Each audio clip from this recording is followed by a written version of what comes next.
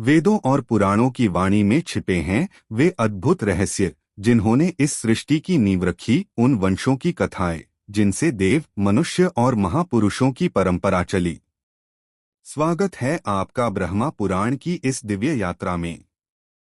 आज हम जानेंगे क्रोष्टु आदि के वंश का वर्णन और स्यामंतक मणि की रहस्यमय कथा। एक कथा जहां है महान वंशों की उत्पत्ति, तपस्या और धर्म का प्रभाव, और एक रत्न जो दे सकता है धन, तेज और मृत्यु, स्यमंतक मणि। चलिए आरंभ करते हैं इस पावन अध्याय की यात्रा। लोमहर्षण जी कहते हैं, क्रोष्टु के गांधारी और माद्री दो पत्नियां थीं। गांधारी ने महाबली अन्मित्र को जन्म दिया तथा माद्री के युधाजित एवं देवमीढुष ये दो पुत्र हुए। इन तीनों का वंश पृथक पृथक चला, जो वृष्णिकुल की वृद्धि करने वाला था। माद्री के दो पुत्र और सुने जाते हैं, वृष्णि तथा अंधक।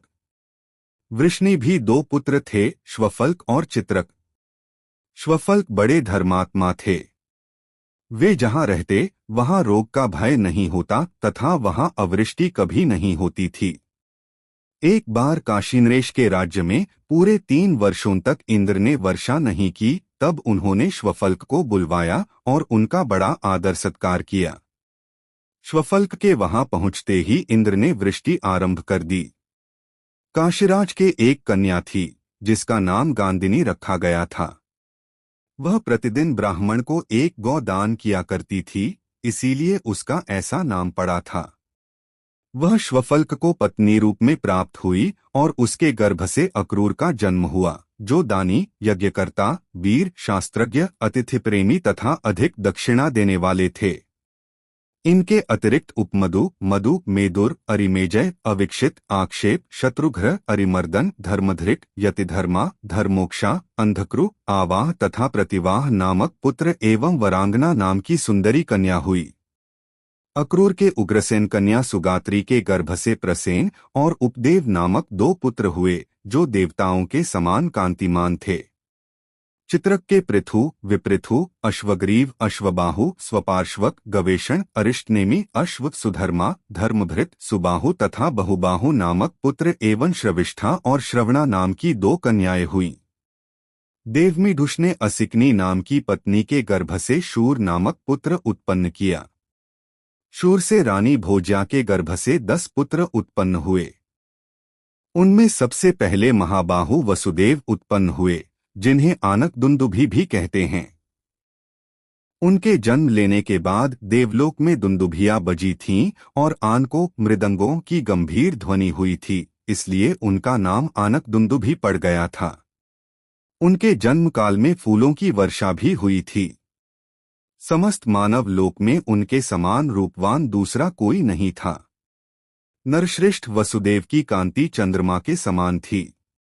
वसुदेव के बाद क्रमशः देवभाग, देवश्रवा, अनाधृष्टि, कन्वक, वत्सवान, गृंजम, श्याम, शमीक और गंडूष उत्पन्न हुए। शूर के 5 सुंदरी कन्याएं भी हुईं, जिनके नाम इस प्रकार हैं, पृथुकीर्ति, पृथा, श्रुतदेवा, श्रुतश्रवा तथा राजाधिदेवी।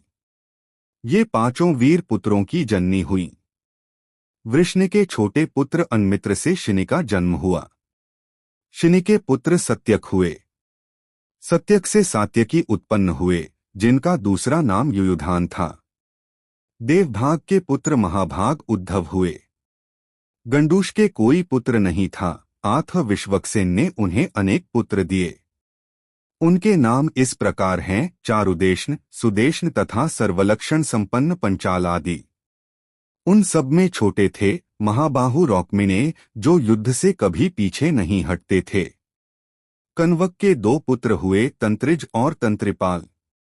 गृगजम के भी 2 पुत्र थे, वीरु तथा अश्वहनु। श्याम के पुत्र शमीक थे। शमीक राजा हुए। उन्होंने राजसूयज्ञ किया था। उनके पुत्र अजातशत्रु हुए। अब वसुदेव के वीर पुत्रों का वर्णन करूंगा। वृष्णिवंश की अनेक शाखाएं हैं। जो उसका स्मरण करता है उसे कभी अनर्थ की प्राप्ति नहीं होती। वसुदेव जी के 14 सुंदरी पत्नियां थीं। पुरुवंश की कन्या रोहिणी, मदिरादि, वैशाखी, भद्रा, सुनामनी, सहदेवा, शांतिदेवा, श्रीदेवी, देवर्क्षिता, वृकदेवी, उपदेवी तथा देवकी, ये 12 तो राजकुमारियां थीं और सुतनु तथा बड़वा, ये 2 दासियां थीं। ज्येष्ठ पत्नी रोहिणी ने, जो बाहनिक की पुत्री थी, वसुदेव जी से ज्येष्ठ पुत्र के रूप में बलराम जी को प्राप्त किया। तत्पश्चात उनके गर्भ से शरण्य, शठ, दुर्दम, दमन, शुभ्र, पिंडारक और उशीनर नामक पुत्र तथा चित्रा नाम की कन्या हुई। इस प्रकार रोहिणी की 9 संतानें थीं। चित्रा ही आगे चलकर सुभद्रा के नाम से विख्यात हुई। वसुदेव के देवकी के गर्भ से महायशस्वी भगवान श्री कृष्ण अवतीर्ण हुए।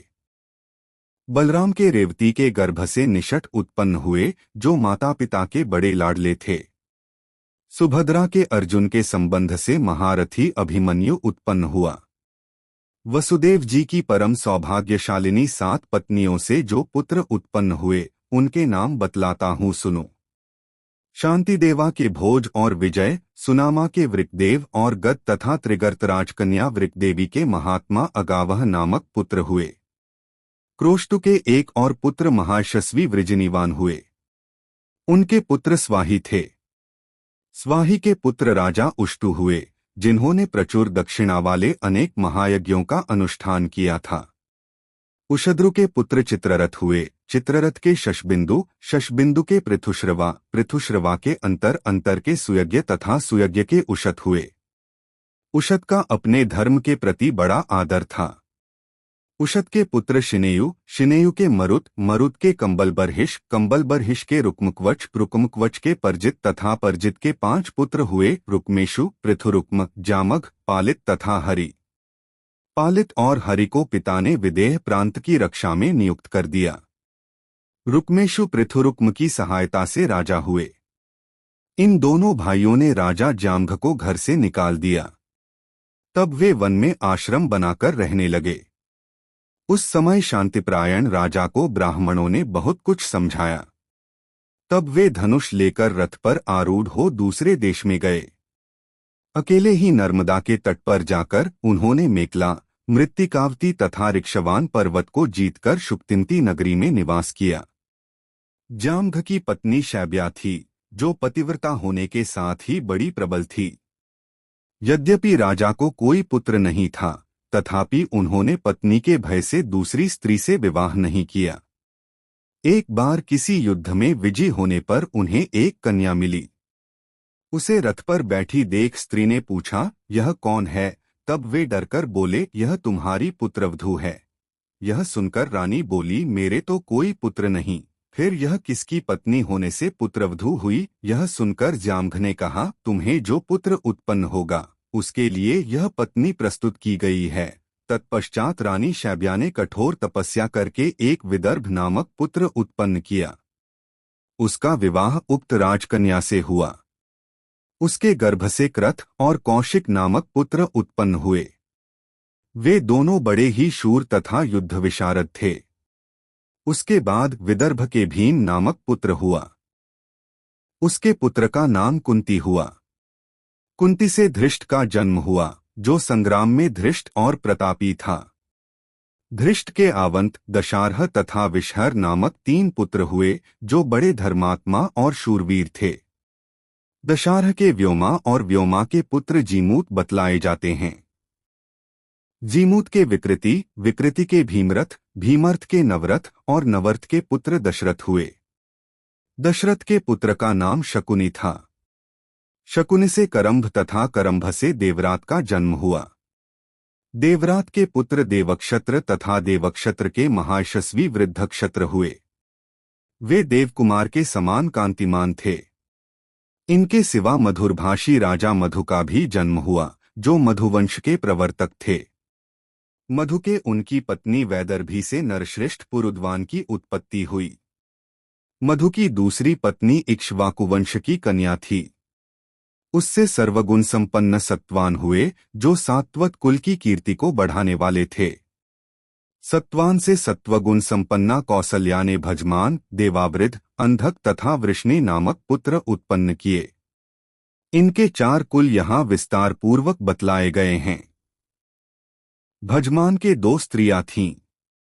एक का नाम था बाह्यकसृंजयी और दूसरी का उपबाह्यकसृंजयी।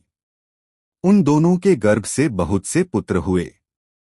कृमि, क्रमण, धृष्ट, शूर तथा पुरंजय ये भजमान के बाह्यकसृंजयी से उत्पन्न हुए पुत्र थे। अयुताजित, सहस्राजित, शताजित और दासक ये भजमान द्वारा उपबाह्यकसृंजयी के गर्भ से उत्पन्न हुए पुत्र थे। राजा देवावृध यज्ञपरायण रहते थे। उन्होंने सर्वगुण संपन्न पुत्र होने के उद्देश्य से भारी तपस्या की। तपस्या में संलग्न होकर वे पर्णाशा के जल का आचमन करते थे। सदा ऐसा ही करने के कारण उस नदी ने उनका प्रिय करना चाहा। कल्याणमय नरेश देवावृध के अभीष्ट की सिद्धि कैसे हो, इस चिंता में देर तक पड़ी रहने पर भी पर्णाशा सहसा किसी निश्चय पर न पहुंच सकी। उसे ऐसी कोई स्त्री नहीं मिली जिसके गर्भ से वैसा सुयोग्य पुत्र उत्पन्न हो सके। तब उसने यह निश्चय किया कि मैं स्वयं ही चलकर इनकी सहधर्मिणी बनूंगी। यह विचार कर पर्णाशा ने एक परम सुंदरी कुमारी का पुत्र जीमूत बतलाए जाते हैं। जीमूत के विकृति, विकृति के भीमरथ, भीमर्थ के नवरथ और नवर्थ के पुत्र दशरथ हुए। दशरथ के पुत्र का नाम शकुनी था। शकुनि से करंभ तथा करंभ से देवरात का जन्म हुआ। देवरात पुत्र देवक्षत्र तथा देवक्षत्र के महायशस्वी वृद्धक्षत्र हुए। वे देवकुमार के समान कांतिमान थे। इनके सिवा मधुरभाषी राजा मधु का भी जन्म हुआ, जो मधुवंश के प्रवर्तक थे। मधु के उनकी पत्नी वैदर्भी से नरश्रेष्ठ पुरुद्वान की उत्पत्ति हुई। मधु की दूसरी पत्नी इक्ष्वाकुवंश की कन्या थी। उससे सर्वगुण संपन्न सत्वान हुए, जो सात्वत कुल की कीर्ति को बढ़ाने वाले थे। सत्वान से सत्वगुण संपन्ना कौसल्या ने भजमान, देवावृध, अंधक तथा वृष्णि नामक पुत्र उत्पन्न किए। इनके 4 कुल यहाँ विस्तार पूर्वक बतलाए गए हैं। भजमान के 2 स्त्रियां थीं। एक का नाम था बाह्यकसृंजयी और दूसरी का उपबाह्यकसृंजयी। उन दोनों के गर्भ से बहुत से पुत्र हुए। कृमि, क्रमण, धृष्ट, शूर तथा पुरंजय ये भजमान के बाह्यकसृंजयी से उत्पन्न हुए पुत्र थे। अयुताजित, सहस्राजित, शताजित और दासक ये भजमान द्वारा उपबाह्यकसृंजयी के गर्भ से उत्पन्न हुए पुत्र थे। राजा देवावृध यज्ञपरायण रहते थे। उन्होंने सर्वगुण संपन्न पुत्र होने के उद्देश्य से भारी तपस्या की। तपस्या में संलग्न होकर वे पर्णाशा के जल का आचमन करते थे। सदा ऐसा ही करने के कारण उस नदी ने उनका प्रिय करना चाहा। कल्याणमय नरेश देवावृध के अभीष्ट की सिद्धि कैसे हो, इस चिंता में देर तक पड़ी रहने पर भी पर्णाशा सहसा किसी निश्चय पर न पहुंच सकी। उसे ऐसी कोई स्त्री नहीं मिली जिसके गर्भ से वैसा सुयोग्य पुत्र उत्पन्न हो सके। तब उसने यह निश्चय किया कि मैं स्वयं ही चलकर इनकी सहधर्मिणी बनूंगी। यह विचार कर पर्णाशा ने एक परम सुंदरी कुमारी का रूप धारण करके राजा को पति रूप में वरण किया। राजा ने भी उसकी कामना की। तदंतर उन उदार बुद्धि नरेश ने उसमें एक तेजस्वी गर्भ की स्थापना की। तत्पश्चात 10वें महीने में पर्णाशा ने देवावृध के सर्वगुण संपन्न पुत्र बभ्रु को जन्म दिया। इस वंश के विषय में पुराणों के ज्ञाता देवावृध के गुणों का बखान करते हुए निम्नांकित प्रसिद्ध गाथा का गान करते हैं। हम जैसे आगे देखते हैं वैसे ही दूर और निकट भी देखते हैं। हमारी दृष्टि में बभ्रु सब मनुष्यों में श्रेष्ठ हैं और देवावृध तो देवताओं के तुल्य हैं। बभ्रु और देवावृध के संपर्क में आकर 1074 मनुष्य अमृतत्व को प्राप्त हो चुके हैं। बभ्रु का वंश बहुत बड़ा था। उसमें सबके सब यज्ञपरायण, महादानी, बुद्धिमान, ब्राह्मण भक्त तथा सुदृढ़ आयुध धारण करने वाले थे। मृत्तिकावती पुरी में भोजवंश के क्षत्रिय रहते थे। अंधक से काश्य की कन्या ने 4 पुत्र प्राप्त किए, कुकुर, भजमान, शशक और बलबरहिषु। कुकुर के पुत्र वृष्टि, वृष्टि के कपोत्रोमा, कपोत्रोमा के तित्तिरी, उसके पुनर्वसु, पुनर्वसु के अभिजित तथा अभिजित के आहुक एवं श्राहुक नाम 2 जुड़वा पुत्र हुए। इनके विषय में ऐसी गाथा प्रसिद्ध है। आहुक किशोरावस्था के समान आकृति वाले थे। वे 80 कवच धारण किए हुए अपने श्वेतवर्ण वाले परिवार के साथ पहले यात्रा करते थे। जो भोजवंशी आहुक के दोनों ओर चलते थे, उनमें से कोई ऐसा नहीं था जो पुत्रवान न हो, 100 से कम दान करता हो, 1000 या 100 से कम आयु वाला हो, अशुद्ध कर्म करता हो अथवा यज्ञ न करता हो। भोजवंशी आहुक की पूर्व दिशा में 21,000 हाथी चलते थे, जिन पर सोने चांदी के हौदे कसे होते थे। उत्तर दिशा में भी उनकी उतनी ही संख्या होती थी। भोजवंशी प्रत्येक भूपाल की भुजा में धनुष की प्रत्यंचा के चिन्ह होते थे। अंधकवंशियों ने अपनी बहन आहुकी का विवाह अवंतीनऋषि से किया था। आहुक के काशा के गर्भ से देवक और उग्रसेन नामक 2 पुत्र हुए। देवक के 4 पुत्र थे, देववान, उपदेव, संदेव तथा देवरक्षक। इनके सिवा 7 कन्याएं भी थीं, जिनका विवाह वसुदेव जी के साथ हुआ। इनके नाम इस प्रकार हैं: देवकी, शांतिदेवा, सुदेवा, देवर्क्षिता, वृकदेवी, उपदेवी और सुनानी। उग्रसेन के 9 पुत्र थे, जिनमें कंस बड़ा था। उससे छोटे न्यग्रोध, सुनामा, कंक, सुभूषण, राष्ट्रपाल, सुतनु, अनावृष्टि तथा पुष्टिमान थे। इनकी 5 बहिनें थीं: कंसा, कसवती, सुतनु, राष्ट्रपाली तथा कंका। यहाँ तक कुकुरवंशी उग्रसेन और उनकी संतानों का वर्णन हुआ। भजमान के पुत्र विदुरथ हुए, जो रथियों में प्रधान थे। विदुरथ के शूरवीर राजाधिदेव हुए। राजाधिदेव के पुत्र बड़े पराक्रमी थे। उनके नाम इस प्रकार हैं: दत्त, अतिदत्त, शोणाश्व, श्वेतवाहन, शमी, दंडशर्मा, दंतशत्रु तथा शत्रुजित। इन सबकी 2 बहिनें थीं, जो श्रवणा और श्रविष्ठा के नाम से विख्यात हुईं। शमी के पुत्र प्रतिक्षत्र थे। प्रतिक्षत्र के पुत्र स्वयंभोज, स्वयंभोज से हृदीक हुए। हृदीक के बहुत से पुत्र हुए, जो भयानक पराक्रम करने वाले थे। उनमें कृतवर्मा सबसे ज्येष्ठ और शतधन्वा मध्यम था। शेष भाइयों के नाम इस प्रकार हैं: देवांत, नरांत, भिषग, वैतर्ण, सुदांत, अतिदांत, निकाश्य और कामदंभक। देवांत के पुत्र विद्वान कंबलबर्हिष हुए। उनके 2 पुत्र थे, अस्मौजा तथा तामसौजा। अस्मौजा के कोई पुत्र नहीं हुआ, अतः उन्हें सुदंष्ट्र, सुचारु और कृष्ण ये पुत्र गोद में प्राप्त हुए। इस प्रकार अंधकवंशी क्षत्रियों का वर्णन किया गया। ऊपर कह आए हैं कि क्रोष्टु के 2 पत्नियां थीं, गांधारी और माद्री। गांधारी ने महाबली अन्मित्र को जन्म दिया और माद्री ने युधाजित को। मित्र निघ्न हुए। निघ्न के 2 पुत्र थे, प्रसेन और सत्राजित। ये दोनों ही शत्रुसेना को परास्त करने वाले थे। भगवान सूर्य सत्राजित के प्राणोपम सखा थे। एक दिन रात्रि बीतने पर रथियों में श्रेष्ठ सत्राजित रथ पर आरूढ़ हो स्नान एवं सूर्योपस्थान करने के लिए जल के किनारे गए। वहां पहुंचकर जब वे सूर्योपस्थान करने लगे, उस समय भगवान सूर्य तेजोमंडल से युक्त स्पष्ट दिखाई देने वाला रूप धारण करके उनके आगे प्रकट हो गए। तब राजा सत्राजित ने सामने खड़े हुए सूर्यदेव से कहा, प्रभो, आप जिसके द्वारा सदा संपूर्ण लोकों को प्रकाशित करते हैं, वह मणिरत्न मुझे देने की कृपा करें। उनके यूं कहने पर भगवान भास्कर ने उन्हें दिव्य स्यमंतक मणि प्रदान की।